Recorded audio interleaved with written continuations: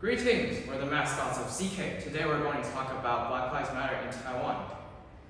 On May 25, 2020, an African-American man, George Floyd, was shot dead unjustly by a police officer, which ignited people's anger toward racial discrimination and across the whole state. What about Taiwan? Well, some claim that racial discrimination does not exist in Taiwan, a so-called peaceful and warm country. Is that true?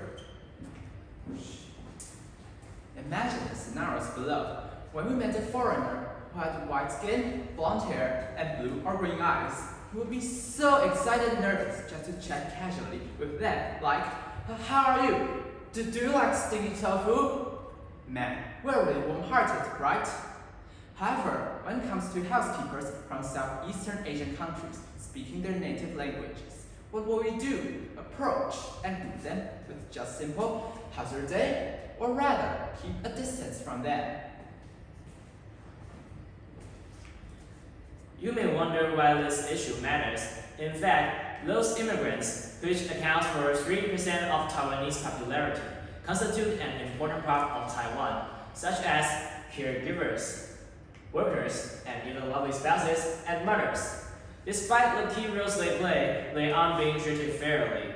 According to a 2019 Human Rights Report, due to cultural differences and a lack of communication ability, these newcoming citizens have faced difficulty living on this island, such as being misunderstood, looked down on, or even being harassed and abused by some of the local Taiwanese. The implicit discrimination has brought lots of inconvenience, discomfort, and even harm for the immigrants. To improve the current situation, people from both public and private entrepreneurs have devoted themselves to taking care of immigrants. What about teens? As digital natives, who are welcome to take advantage of social media and internet in order to take our words into action. Please look at the following example. 6 aspiring teenage girls in Nashville, Tennessee, who had never met each other before, made use of social networking platform Twitter and attracted over 15,000 people to concern about the issue of racial conflict and even join the protests they held.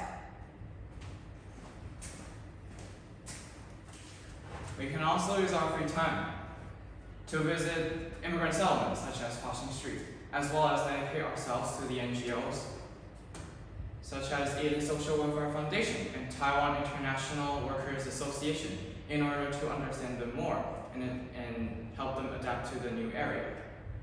In the age of the awakening of racial consciousness, it is everyone's duty to embrace others from the bottom of our heart. Everyone in this nation should know that everyone has the right to be respected and treated equally. We hope that one day the jangling discords of our nation can become a beautiful symphony of brotherhood and oasis of respect and justice.